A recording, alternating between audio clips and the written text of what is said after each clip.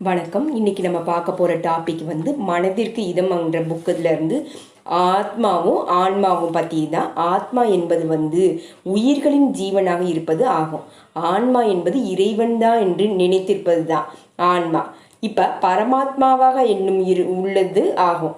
ஆத்மா என்பது உயிரின் நாடியாக இருப்பது தான். ஆத்மா இந்த உடலை விட்டு பிரிஞ்சா மறுபடியும் வேறு உடலை தேடி மறு ஜென்மமாக உயிர் கொடுக்கும் கருவியாக இருக்கு எனலாம். ஆன்மா என்பது பரம்பொருளாகிய நல்ல ஒரு எந்த பதமும் இல்லாததாக இருப்பது தான் ஆன்மா. ஆன்மாவுடன் ஆத்மா இணைவது அவ்வளவு ஈஸி இல்லை.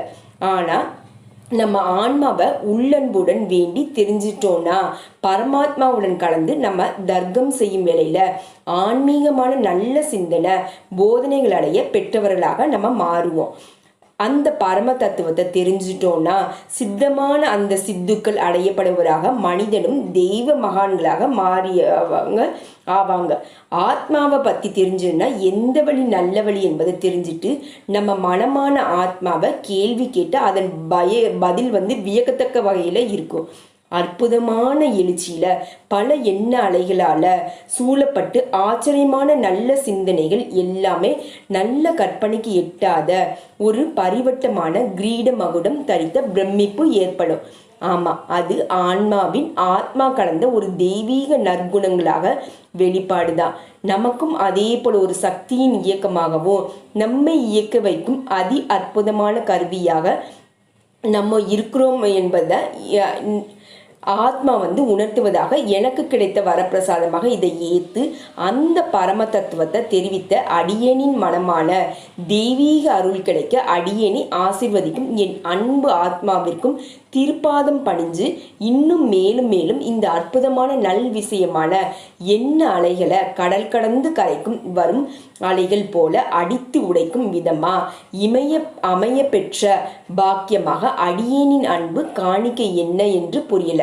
தவிக்கும் மனதிற்கு இதமான நல் மனமாக இயக்க வைத்த பரமாத்மாவை நீங்கள் நிலைத்திருக்கும் இந்த நிலையை அடியேனுக்கு தந்தருளி ஆசிர்வதிக்கும்படி கைகூப்பி வணங்கி வரவேற்கிறேன்.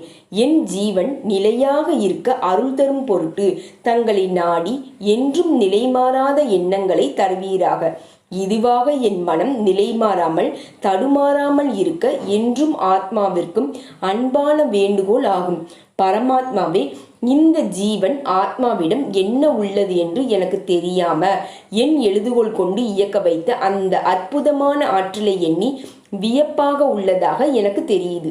இது உண்மையாக உள்ளதா இல்லையா அடியேன் அறியாமல் இருக்கிறேன். ஆனால் மன கூறும் அறிவுரைகள் யாவும் என்னால் நம்ப முடியவில்லை. ஆனால் ஆச்சரியம் அடையும் பாக்கியம் என்னவென்று எடுத்துரைக்க தெரியாமல் உள்ளேன். இந்த கணம் எண்ணங்களை நினைத்து மகிழ்ச்சியில் எழுச்சியாக உள்ளதை அறிகிறேன். மறுகணம் மனமாயை மறைத்து விடுவதும் ஏன் என்று தெரியவில்லை. இந்த மாயை மறக்கவில்லையானால் என் மனம் குழப்பமடையாமல் இருப்பதாக எனக்கு தோன்றுகிறது. பரமாத்மாவே, இதற்கு பதில் உங்களிடமே கேட்கிறேன். மனதிற்கு என்றும் களங்கம் வராமல் பாதுகாப்பாக தங்களிடமே என் மன ஆத்மாவை ஒப்படைக்கிறேன். ஓம் சாந்தி சாந்தி சாந்தி. ஹரி ஓம்.